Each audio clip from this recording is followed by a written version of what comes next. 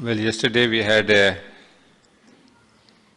long and intense session on the nature of the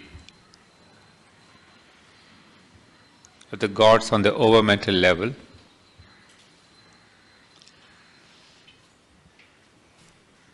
What is their character?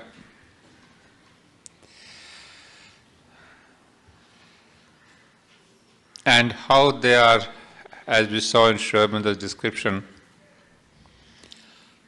quite aloof, indifferent to human sorrow and suffering, because they are directly under the will and command of the Supreme. They are there to follow the will of the Lord in the evolutionary pattern.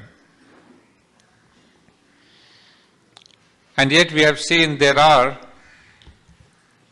human prayers. We implore to gods to help you, to save you. Well, there are such gods, obviously, but these are not the higher rung of the overmental gods. There are levels of overmental gods also, but then when the gods come down to the vital and the lower level, that they develop this question of ego and pride. There's a kind of a competitive spirit that I have more disciples, greater number of disciples than the others. So it is these egoistic gods and godheads who come to the rescue of the human beings. They may be helping the humanity in its need and necessity, and most of humanity builds temples to these gods and goddesses because they are fulfilling their desires, their wants, their ichha, as we say. And we are pleased that these gods are really for me, for us, helping humanity. Yes, there are such people, such gods. But the problems with such gods could be multiple. One is, sometimes when we install a deity, a murti, a statue, at a place of worship, with or without a statue, idol as we say, they could be usurped by a vital force. Instead of the idol that you are worshipping to directly, there could be the vital forces, hostile, anti-divine forces, which occupy these idols, and thereby those devotees who come to them, they feed on them. And we, the ignorant human beings, are thinking that we are being helped by the Godhead. But unfortunately, we become victims of these vital forces. That's number one. The second problem could be that these gods, themselves being limited in their power and capacity,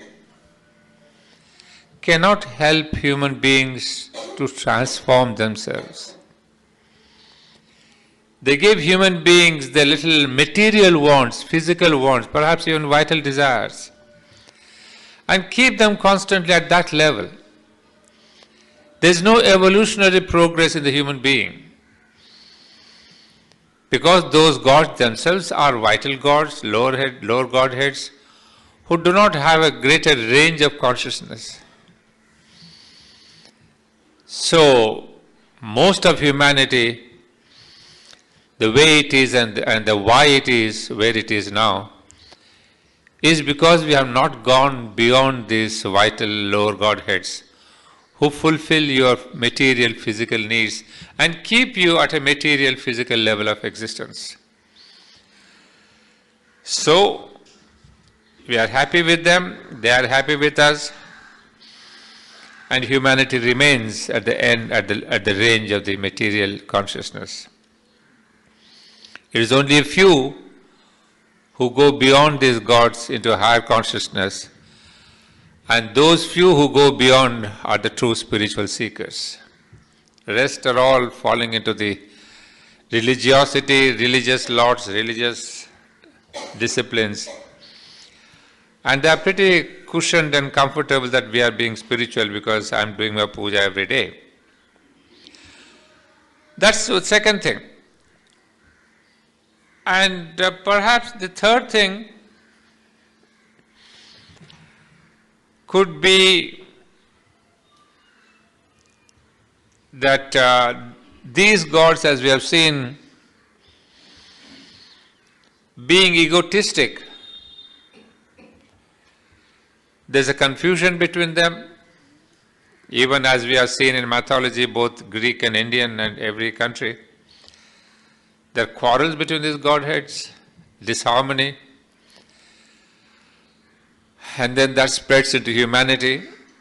So they contribute a lot of disharmony, violence in the human society. And that is why perhaps what Aurobindo told us, the mother has emphasized, the time has come when we have to go beyond the godheads, or these lower godheads, and even the overmental. So that is what we said is the real picture of the overmental gods. So it's high time we realized where we are. And if we truly want a spiritual life, what should be our direction of aspiration? Now, having seen that the level of the overmental gods, we now move on to the next level, the level below overmind.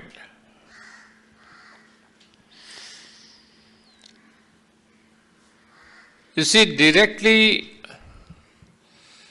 there are 4 levels of consciousness below overmind and the mind. And Sri Aurobindo has given them different levels, different names, which I think in the history of spirituality is being done for the first time. Of course, you may say in Buddhism there are different levels, in Jainism there are different levels, and perhaps in other philosophies. True, I should not say that Sri Aurobindo is the only one who has named them, but yes, Sri Aurobindo has named those levels which he himself discovered in his own yoga. They may not be similar or same that we see in Buddhism or Jainism, because there is a trend to give a name and a nomenclature in different religions. But I suppose that depends on the goal towards which you are moving. If your goal is kaivalya, if your goal is nirvana, if your goal is something else, then the path which you are leading toward that goal, it must be having its own milestones. But Sri Aurobindo's goal being the supermind, he gives the milestones on the way from mind to supermind. So this path being the most, the first time it has been done.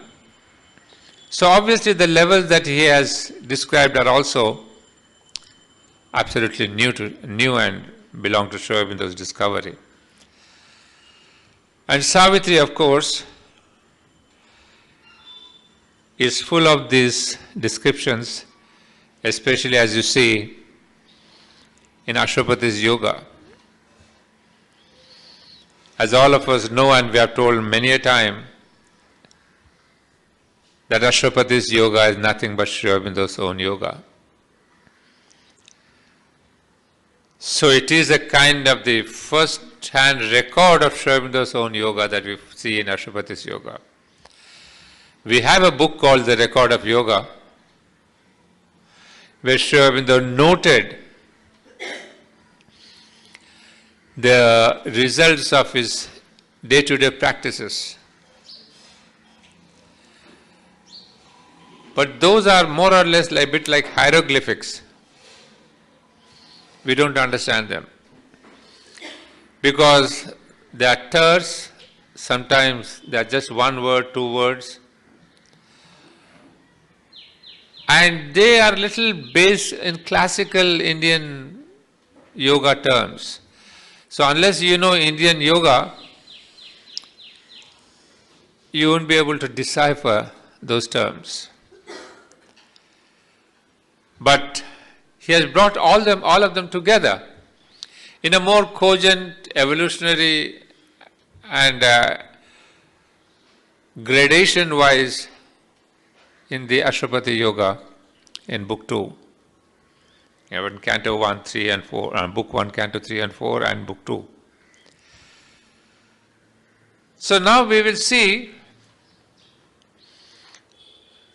what are the ranges that the divine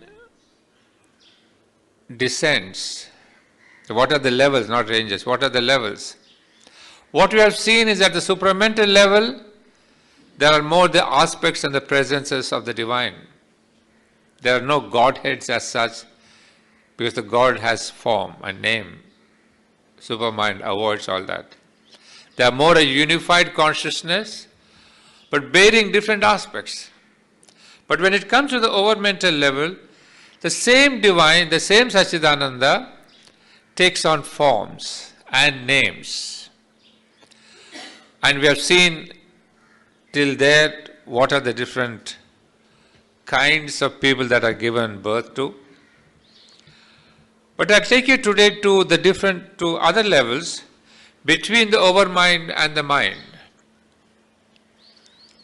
And obviously I'm taking up these descriptions from the Life Divine, and then I will cross-refer them to Savitri. That's why often I tell you that you ought to read the Life Divine too in order to understand Savitri. Don't just have the fancy and fantasy to read only Savitri, which is there in many people. I'm afraid that I must say that. They keep on saying, oh, Savitri, keep reading Savitri, I will read Savitri, I am reading Savitri. And yet I don't understand. What will you understand? If you don't read the Life Divine, you will not understand. Well, until and unless you have the grace and the intuition, all that is apart. But basically, you see, I'm bringing out so many common points, almost, one explaining the other. Like we said, if you want to understand Savitri better, you must read the Upanishads also. You see, Savitri is in a way a kind of a synthesis of all this ancient knowledge, be it Vedas and Upanishads and the Gita. It's all concise form and a poetic and a dramatic epic form. So don't blame saying, oh, I can't understand Savitri, it's too difficult. Obviously it is difficult, and more difficult because you have not read anything of the background.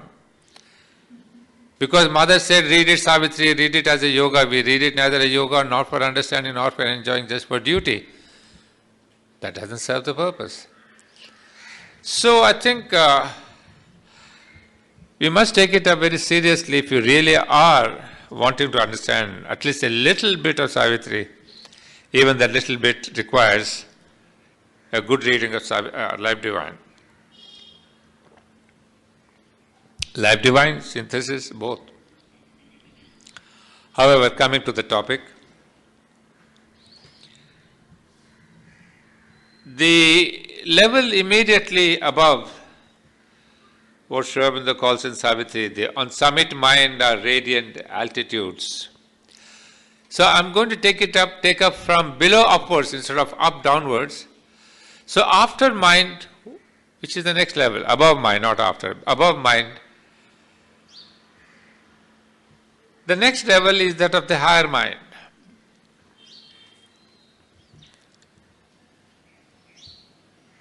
Our first decisive step out of our human intelligence, our normal mentality, is an ascent into a higher mind. A mind no longer of mingled light and obscurity or half light, but a large clarity of the spirit. Now this is the first characteristic of the higher mind, because you need to understand what is the difference between mind, higher mind and other minds. So in the higher mind, there is a tremendous amount of clarity. In the sense, when we are in the mind, on the level of the mind, we discuss things, we have no clarity, there's confusion, there's half light, half truth, we are groping for the right reason. There's a kind of a doubt and debate. But on the higher mind, whatever truth that you have caught, whatever expression you are giving to, is full of clarity. So clarity is the high mark of higher mind. So he calls it clarity of the spirit. While our thought mind deals with one thing at a time, it divides, segments, analyzes and discriminates. The higher mind takes many things at the same time, multiple thoughts without going piecemeal. You see, already you see the difference. Try to understand, because you may be able to find examples later. You see, reason and mind tries to understand things by division, segmentation, putting the things into piecemeal. We can never understand a thing globally together unless we really rip it apart and say, oh, this is part 1, part 2, part 3, part 4. We are kind of, going in little bits and trying to put them together and then see if there is any meaning that comes out of it, any formation, any symbolism, But here, on the higher mind, immediately you have the advantage that the higher mind has the capacity to hold multiple truths, multiple ideas together in one go. So what happens, you have a kind of what Aurobindo calls as a luminous thought. So the first advantage we can see is clarity and multiple ideas put together, and multiple thoughts that are brought in together, and you understand that with clarity. It's not because the multiple thoughts and again I go racking my head and say, what's happening? You see the difference. Reason is one against one, higher mind is many at the same time. Multiple, as Aurobindo calls. And with a clarity. And obviously you see that in the life divine itself. One of the reasons why you don't understand the life divine is this multiple thoughts are presented together in a single paragraph, in a single line. There are 500 words. So how do you understand? Even there is a whole page is one single line. And whereas our reason is used to, subject, object, verb, subject, object, verb, and then a little bit of a clarification here and there, and a sentence with a full stop. Most of the sentences don't even have semicolons. And show him the sentences have plenty of semicolons and colons and whatnot. That's because his mind is like that. He's not trying to confuse you. His vision is that he is able to see only so many thoughts together at one glance. So you can't blame him. You blame yourself. You rise to that multiple capacity and you say, hey, what's the meaning? So you see, we can't pull down a great author. The great author is there to pull you up in your consciousness, in your capacity. So if you want everything to be, fed to you in a kind of in an instant manner, you can't expect that. So that is the idea of the higher mind, multiple thoughts and clarity. Second is as we go higher, after this higher mind, the illumined mind. It is a mind no longer of higher thought, but of spiritual light. Now comes the difference. You see, both mind and higher mind, still we are using the same word, thought, idea. But when it comes to the illumined mind, you don't have any more these ideas. Here the clarity of the spiritual intelligence gives place or subordinates itself to an intense luster, a splendor illumination of the spirit. So try to get this idea. Thought, lower level, whatever the level, and suddenly this idea and thought turns into a luminosity, a light, what Aurobindo calls a light as a vision. You see, when I see that, I see light. If there's no light there, I cannot see the garden or the flowers or the trees or anything. But once I see the light, I see with clarity the trees and the flowers and the branches and the birds and the blues. So now what's happening? I'm getting an immediate stark vision of things.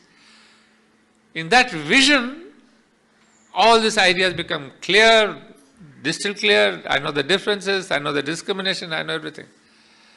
So here I'm being given a new vision of the world, a new vision of myself, of a new vision of human body, a human being. Try to get this idea. A vision is full of spiritual light. A vision is a light, is a kind of a realization, is a kind of a darshan, is a kind of a seeing. So that is not thinking, it is seeing. You say, yes, I see. I see means I realize, I perceive. I see because there is light. And that is, in fact, in English we say, I see it in a new light. You see, the new light, a new light has been given. I begin to see that now. So he says, here the clarity, it is a lightning-like play of spiritual truth and power that breaks from above into the consciousness.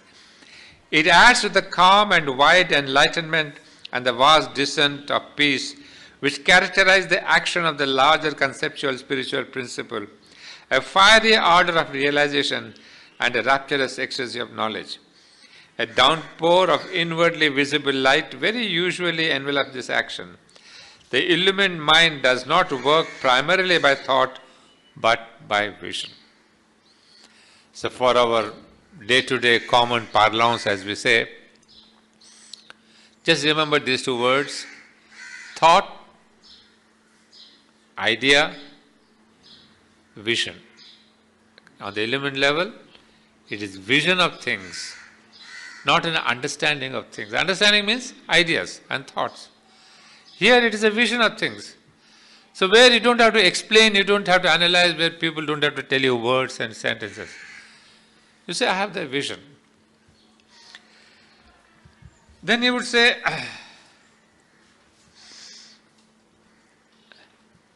the human mind, which relies mainly on thought, conceives that to be the highest or the main process of knowledge. But in the spiritual order, thought is a secondary and not indispensable process. In its form of verbal thought, it can almost be described as a concession made by knowledge to the ignorance, because that ignorance is incapable of making truth wholly lucid and intelligible to itself in all its extent and manifold implications, except through the clarifying precision of significant sounds. Well, I'll skip all that. That's not, you can read it up later. I'm just bringing out the essential characteristics and differences. So we leave that, the illumined mind. Above the illumined mind, there's a sum up, a wrap up of the last sentence Aurobindo says about the illumined mind. As the higher mind brings a greater consciousness into the being through the spiritual idea and its power of truth, so the illumined mind brings in a still greater consciousness through a truth sight and truth light and its seeing and seizing power. It can effect a more powerful and dynamic integration. So he has made it clear, as we were discussing, higher mind is a spiritual idea. Once again to repeat, thought or mind is thought, higher mind is idea, multiple ideas with clarity, whatever, but single words I am trying to say. Illumined mind, the word itself says illumined, it's full of light. Light means a new light is a new vision. So we could call illumined mind, one word, vision, as Aurobindo calls it as truth sight and truth light. Truth sight means the question of a new vision. So we have understood that. Next is the intuitive mind, the higher one.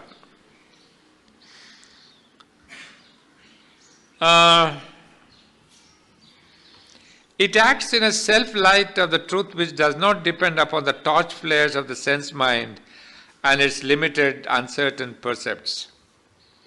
It proceeds not by intelligence but by visional concepts. It's a kind of a truth vision, truth hearing, truth memory, direct truth discernment. This true and authentic intuition must be distinguished from a power of the ordinary mental reason, which is too easily confused with it, the power of involved reasoning that reaches its conclusion by a bound and does not need the ordinary steps of the logical mind.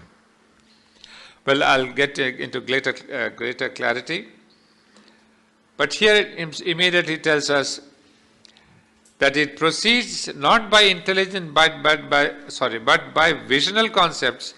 It's a kind of truth vision, truth hearing, truth memory. So this is something, I think we are getting a little deeper into the whole concept of intuition. In fact, to give us a greater understanding, he has himself divided intuition into 4 ranges, 4 levels. The first one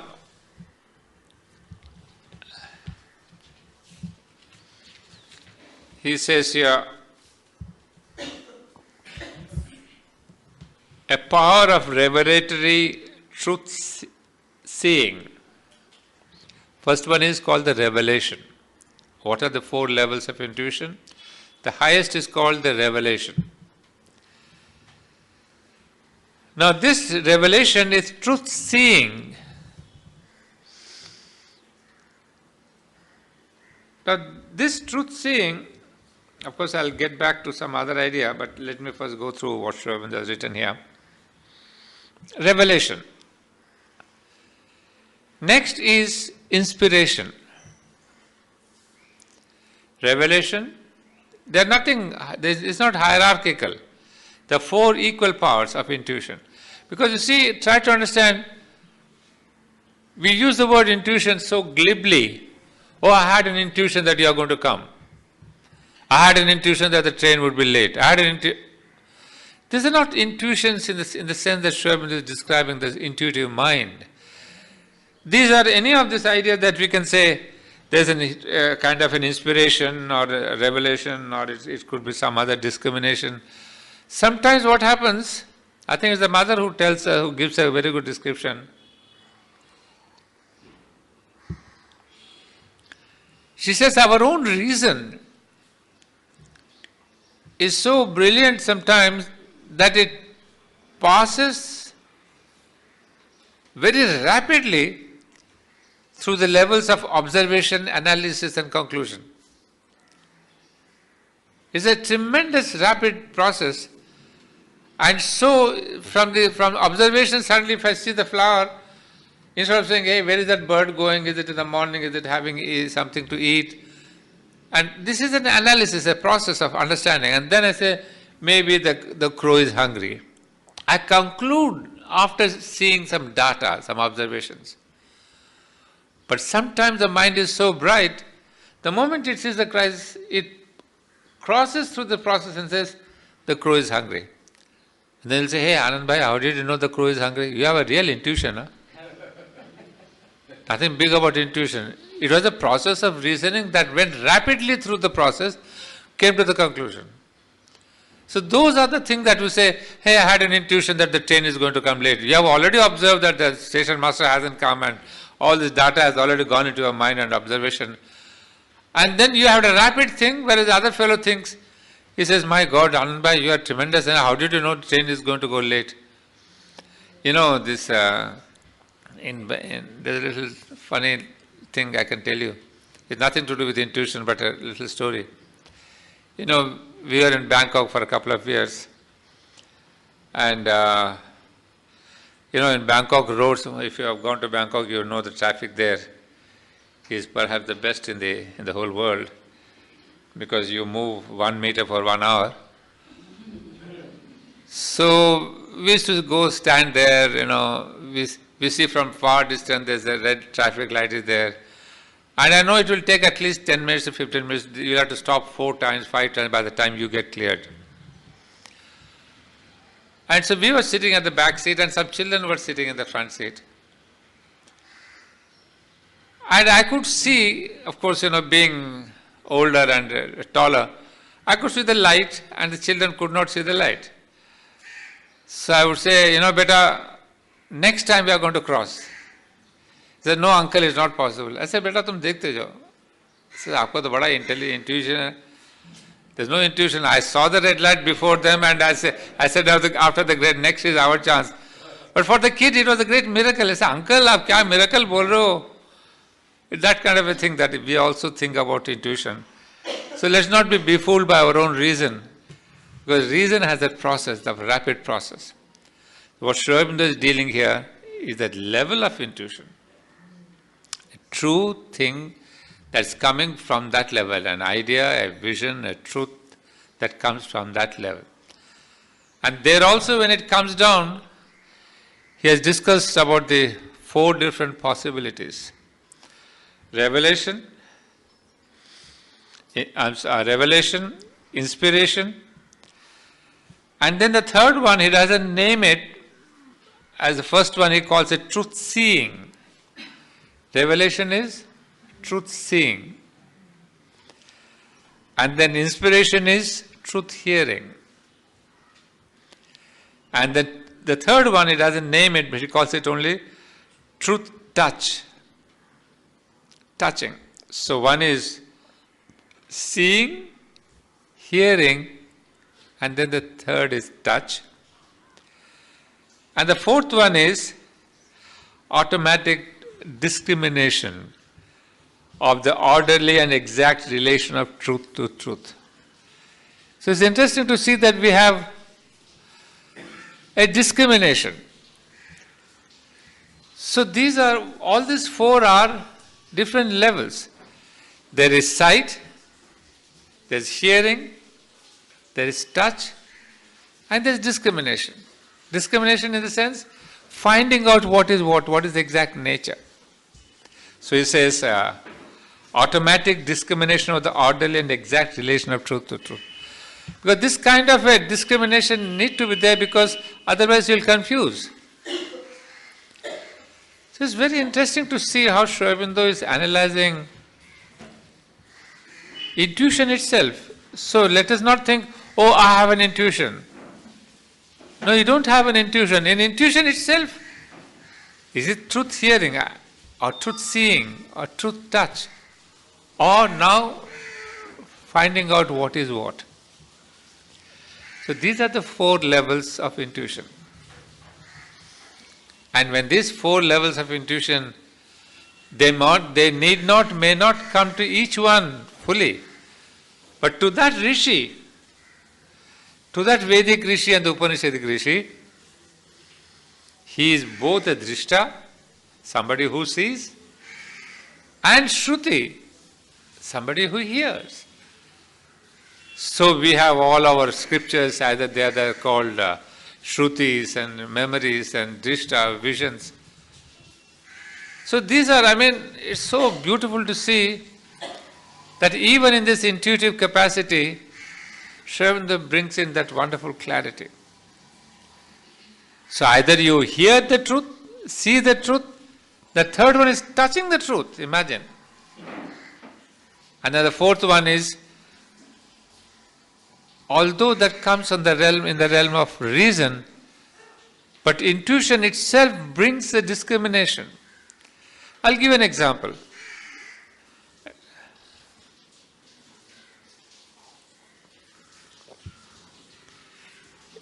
You have the perfect example in Savitri itself. So is it a revelation?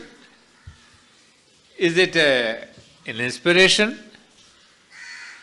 Is it a truth touch? Or is it a truth discrimination? Or is it all of them together? Obviously it is all of them together. And that is the reason why you find so many different passages of Savitri belong to different levels. They're not all over mental, they're not all revelatory, they're not all inspirational. So you find different levels.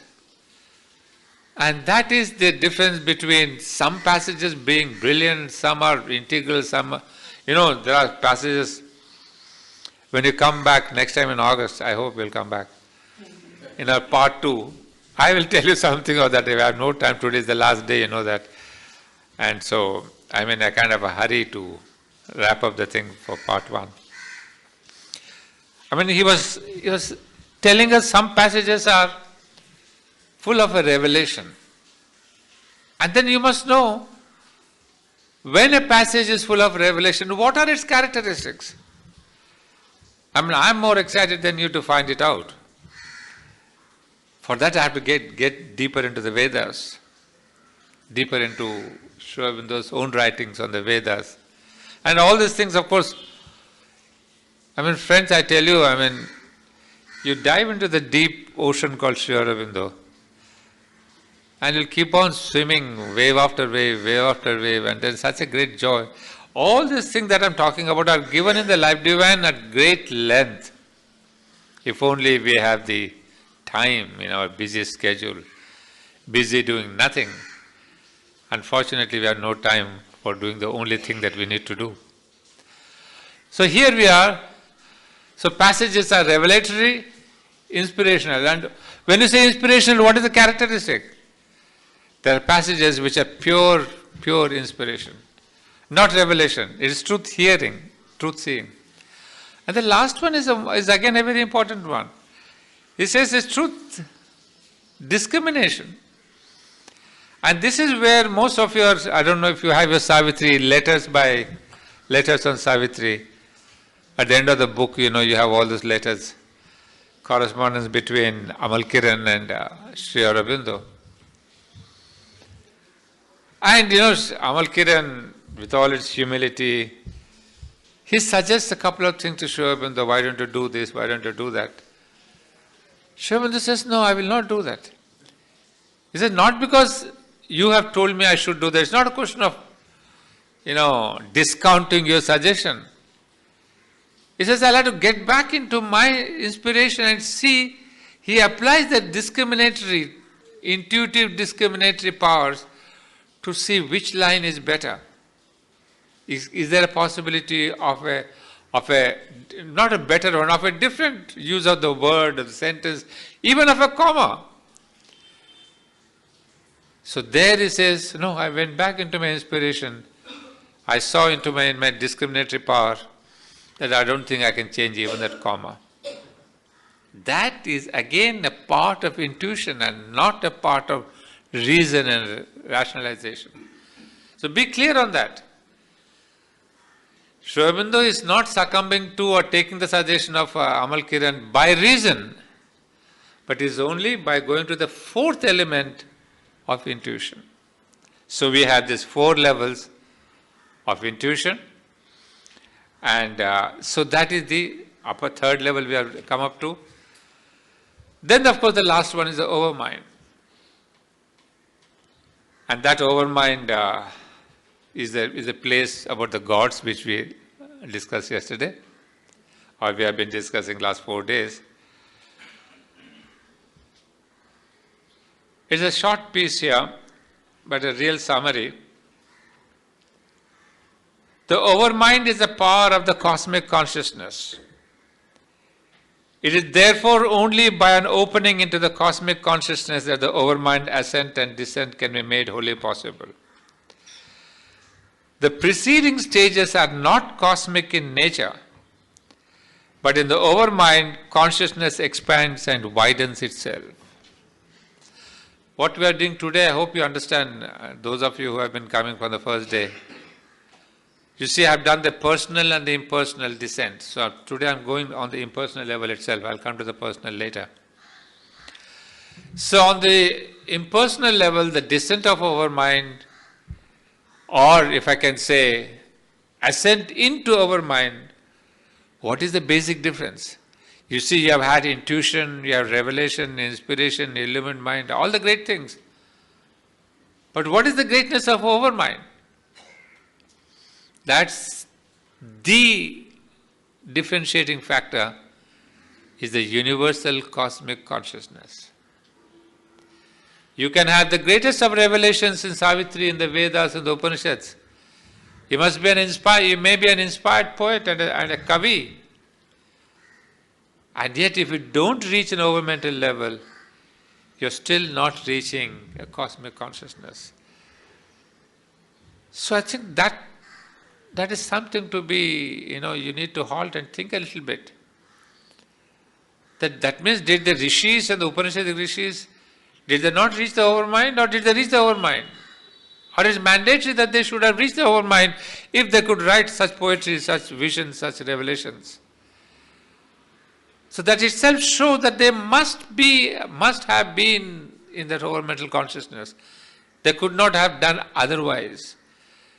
A truth that lasts you for 12,000, 15,000 years, that of the Vedas and the Upanishads, cannot be an individual achievement. It cannot have been somebody's intuitive truth. It must be universal and cosmic. So he says, the characteristic of overmind is the cosmicity, the cosmic consciousness. A high and intense individual opening upwards is not sufficient. To that vertical ascent towards summit, light must be added, a vast horizontal expansion of consciousness into some totality of the spirit. Very, very interesting, very, it reveals a lot of things. So you try to see from the level of ascent. Aurobindo went from the mental level, must have gone into the higher mind, all that, long back. But why was it that he had to reach the overmind? He says, when you reach that overmind, there is a horizontal expansion of consciousness, what we call the cosmic consciousness. Individually, you may have reached, like Shankaracharya, or Raman Maharishi, or X, or Y. You might have reached the Brahman, the Satchidananda, no problem. But did they reach this cosmic consciousness? And that is of primary importance. Importance for integral yoga. Because you realize the divine, not only the individual divine, but you realize the universal and you realize the transcendental. Some have realized the transcendental but not the cosmic. Some have realized the other way. Some have realized the cosmic and not the individual. So basically, what we need to see is that there is the necessity of reaching the overmind. Once you become cosmic consciousness, what is the greatest advantage you have? Tell me. Once you reach the cosmic consciousness, what is the greatest benefit you get? Apart from cosmicity, etc. You don't remain an individual, means you don't remain in the ego. So the greatest advantage, and the first time you understand what is the meaning of the dissolution of ego. So friends, don't do sadhana and all that. It's all a useless thing. I'm sorry to say, please wipe out these comments from your list. Because imagine we try to be egoless. What are you talking about? Trying to be egoless? So we know, sorry to say, blank life divine is not me who's telling you that. Until you reach the overmind, your ego does not vanish. And to confirm, you don't have to wipe it, I'll support it by showing this line. He says, when the overmind descends, the predominance of the centralizing ego sense is entirely subordinated, lost in largeness of being, and finally abolished. You see, I mean, it's such a logical process. You become so wide, so big, so cosmic, that the little ego, which is such a condensed form of density of ignorance and density of whatever your tamas, I mean, when you spread a thing too big, it doesn't exist anymore. You know, it's spread, this little thing that you have this watch and take it out into little pieces and then you make it atomic.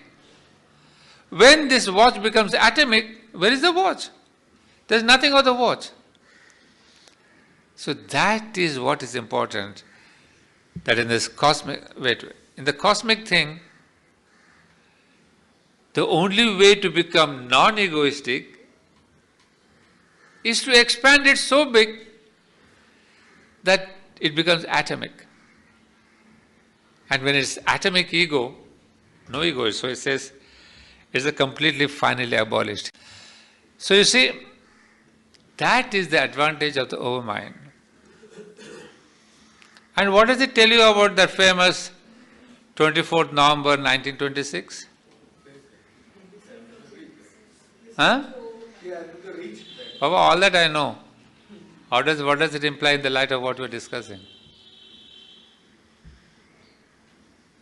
In the light of what we have discussed, what happened to Sri Aurobindo? Yes, we know that, but what happened to Sri Aurobindo on that day? Abolition of ego, as simple as that. So now we understand the meaning of this 24th November 1926, the importance of Sri Krishna's descent and all that. Sri Aurobindo became, perhaps for the first time, I may be wrong, absolute cosmic consciousness. I mean, apart from the delight consciousness, Sri Krishna's consciousness and all that we know, he became a universal cosmic consciousness. And the mother also describes, हाँ? अरे जब होगा देखा जाएगा, what do you want? पानी पिलाओ जान लो, मैं तो अमृत पिला रहा हूँ, तुम क्या चाय पिलाओगे? 10 o'clock, 10 बजे पिलाओ. So you see, you want tea right now? अरे यार.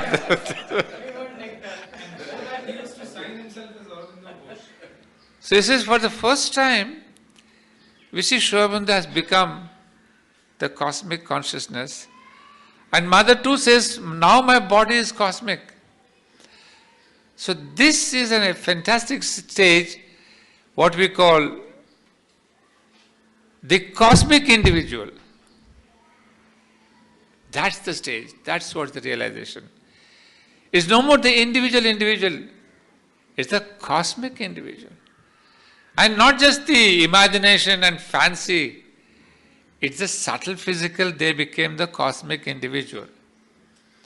So today if the mother is attracting all of you, not only to Puducherry, but by hook or fluke you come walking to SACAR, because of this cosmic individuality. This lady comes from America and she says, Devara says, wow, nothing like SACAR, I like to read here, be here.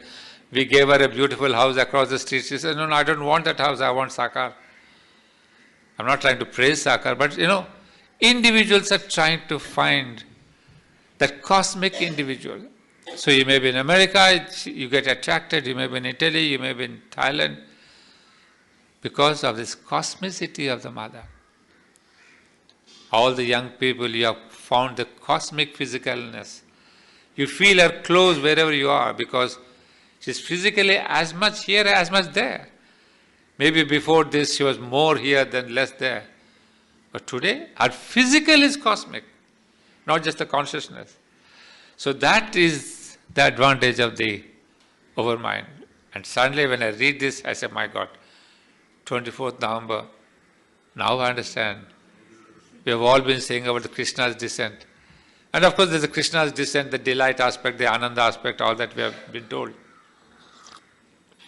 it that the Vishwarupa is also the cosmic aspect? Baba, all those things I don't know. I stick to my life divine, Vishnu Rupa, Krishna Rupa. I have only one Rupa here. I don't know anything. When the overmind descends, a wide cosmic perception and feeling of a boundless, you see, he has himself said that, a wide cosmic perception and feeling of a boundless universal self and movement replaces it. He calls it somewhere else the boundless finite, infinite finite. So these are not poetical terms, these are actual realities of this experience. In its nature and law, the overmind is a sort of delegation of the supermind. As we know, this is just below the supermind. It is a passage through which one passes from mind to supermind. It has a vision of truth, and yet it is the first parent of ignorance. Well, overmind, with all its greatness, is the last bridge between the mind and the supermind. It is on the verge of supermind in the descent order, so it is the delegate of supermind. But unfortunately or fortunately, it is the womb, the first womb of ignorance. But ignorance, not yet the false ignorance. In ignorance in the sense of the first division, where, you know the story of Adam, I think Deborah knows it, where he ate the fruit. What fruit did he take? Not an apple. It could be in India, if he was there, he would have taken mango. Because mangoes are sweeter than apples. He didn't take an apple or a mango, because they did not know, those people didn't know in those years what is a mango. Otherwise the person would have surely said mango. Apple is the fruit of knowledge. So Adam took the fruit of knowledge. And what was the knowledge? You and me. He said, hey Eve, you're looking so beautiful for once. He saw with a new vision, new sight at Eve, and he said, hey, you are a beautiful lady, I never knew that. The discrimination started coming in. The separation started coming in. And when that separation came, God said, time boys, get going. I have a better place for you. I prepared something called the earth. You go there, enjoy, the whole earth is yours, do what you want. And today, just because of that favorite Adam and Eve, we have this fantastic earth, billions of people. What does it mean? Try to analyze them. It's so beautiful a story. And of course, you see, as the mother would tell us, these are eternal truths which have been caught by the Vedas 15,000 years back and 2,500 years back by Christ, 1,000 years back Islam. Why are they? They're not copied from each other. There were no mobiles and telephones and emails to tell, hey, look, I found a story, please take it. The thing was, these are truths. And what is the truth? That the moment there is this separation, we found in the first creation story, the four emanations, the moment they separate from the divine, they get into falsehood. They get into the opposite side. And earth is created as a representation symbol of this entire evolution. So earth is not a piece of mud and stone and rock and water. Adam and Eve were sent to earth. They were in that place called Garden of Eden. I don't know what is that Garden of Eden. But some place where there was no discrimination, no separation, there's absolute oneness and unity. There's a oneness of unity, oneness between the one, the divine, the God one, and the two, Adam and Eve, but they did not feel them separate. That was the level of the overmind. There was the one, the divine, and there were the many, but just the question of being distinct but not separate. And once then, that was the first beginning of ignorance. What I want to tell you is that God and Adam and Eve, that itself was ignorance.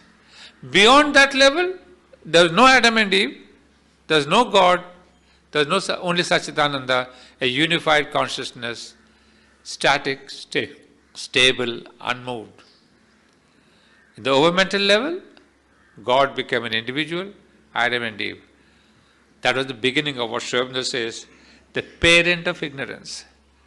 So what Bible tells us is again a great truth. The truth which we have seen in the Vedas and long before.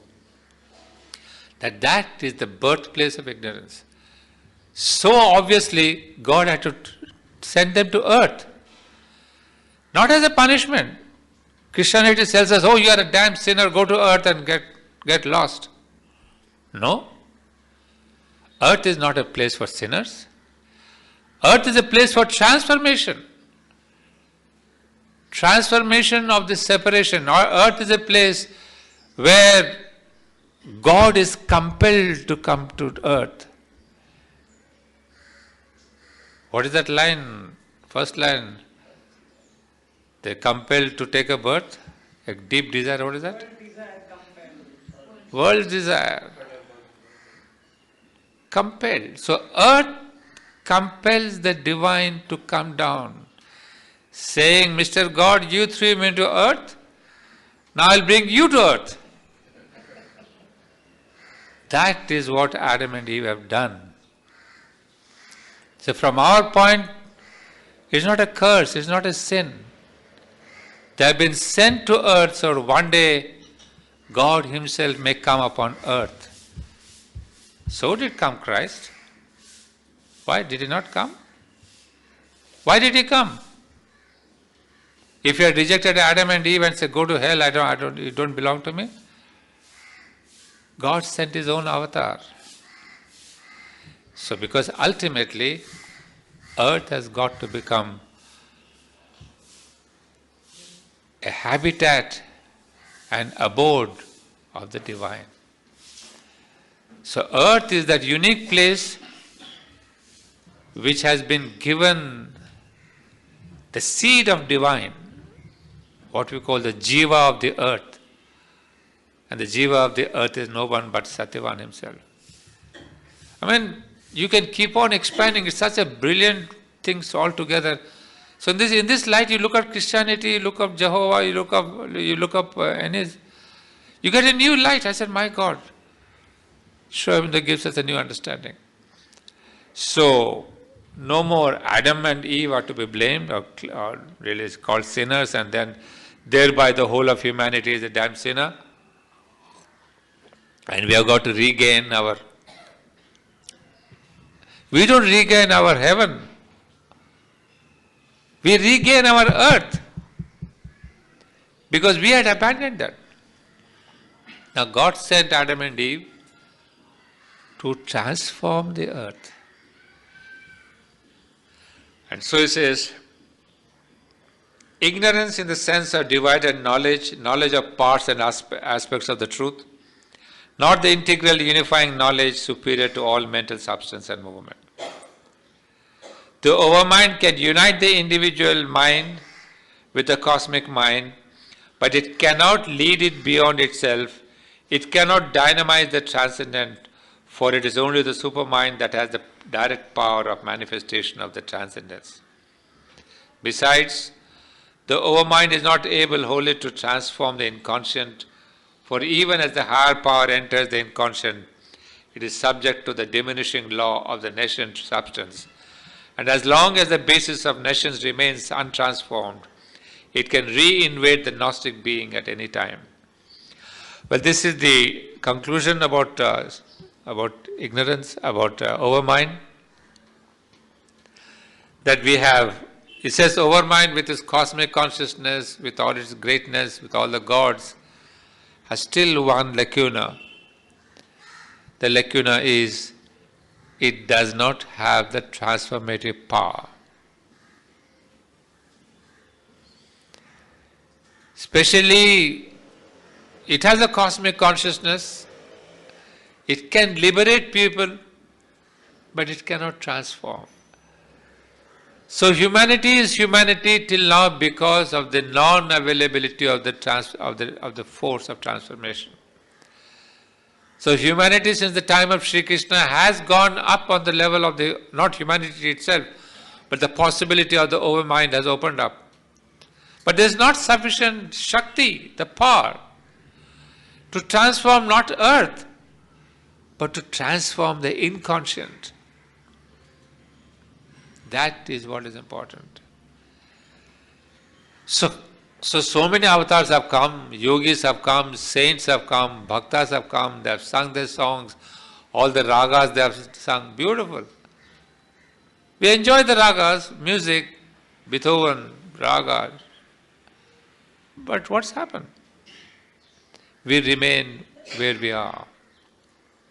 Because no one had the courage, had the strength, had the force to enter the inconscient.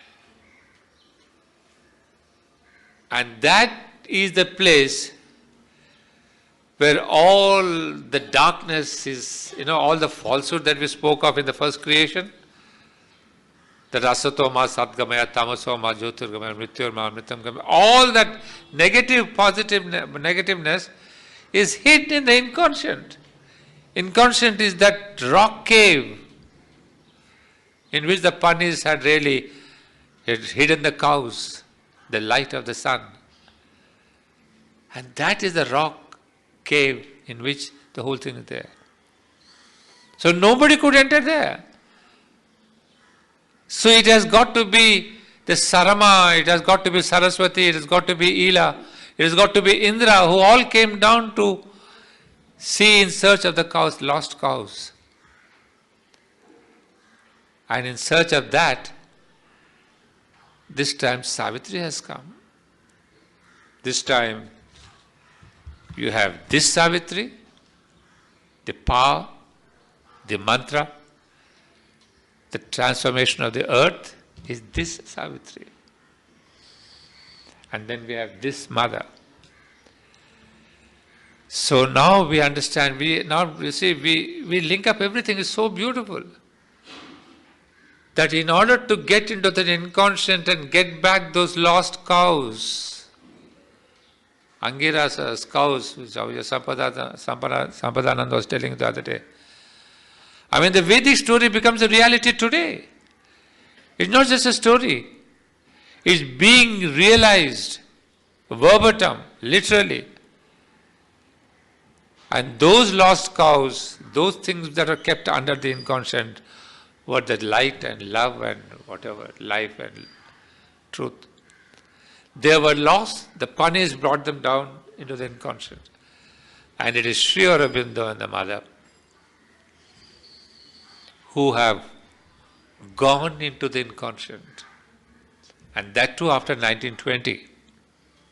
After the return of the mother, Sri Aurobindo said, I can't descend alone. I need what Sri Aurobindo calls here the power, the Shakti. Not just any Shakti and everybody's Shakti, the supramental Shakti. Not even just a supramental Shakti, the incarnation of Supermind, the mother. So Sri Aurobindo waited for her, 1920. He knew it before, but he couldn't have done it alone. So you imagine the importance of the mother. So when she comes back, then it is done that they both enter the inconscient. And enter the inconscient, after a passage, somebody called Mr. Death met them. And he said, hey, Mr. Death, you are here. I thought you were on earth.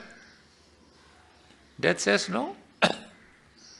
I am one of those primordial Godheads, remember? Asatoma sadgama tamasoma mrityorma amritam gamaya. I am death hidden in the inconscient. So I cannot be conquered on earth. I have to be conquered in the inconscient first. Then the battle begins. Then the encounter begins. And then Savitri begins in 1935-34. So this book that you see, I don't know, I shudder at this book sometimes too when I realize its depths and its vastness and its magnificent and profound significance. Beautiful. The story can go on. So you see why Savitri was written, when it was written, who wrote it. And obviously when the mother says, this is my experience, obviously it is their experience simultaneously. Because they were both together, hand in hand, gone into the inconscient, conquering, dissolving, transforming death and habits and disease and suffering and unconsciousness and ignorance and falsehood. So they were working together. So Savitri had to be a common experience. You see, if I had understood all this before, I would have said, yes, mother, what you have said, I know. It's got to be your experience and Aurobindo simultaneously. It's not one after the other. So this is how Savitri was written. In the beginning, it was in Baroda, it was kind of a love story. Love and death, there is a story, there is another story, Aurobindo wrote. It was more a poet trying out, as a sculptor tries to sculpt a few things, etching out a bit of stone here, making a little figure of Ganesha and all that. So that was the kind of poetry he did in Baroda, in Calcutta. But here becomes the real etching of the infinite, of the inconscient. And there comes out of the Amritam, that churning, what comes out?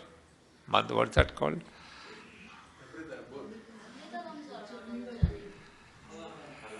Kala. What comes out of that? When you do the churning between the gods and the demons? Amritam. So out of that churning of the inconscient,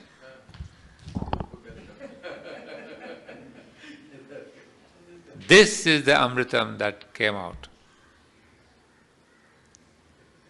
So friends, Savitri is not a book. It's the Amritam. It has not come out of thought and thinking. It's come out of a churning. Churning of the inconscient. Those gods also did that. Where did they churn? Did you remember? In the story? Huh? Sagar. What is the meaning of Sagar? Ocean. That is the same ocean of the inconscient. It is not an ocean of Bay of Bengal. Ocean represents that inconscient. And so you see, our Vedic rishis did catch the truth. But these rishis did it. They didn't catch the truth, they did it. That is the wonder. Well, I think you go. I cannot speak more.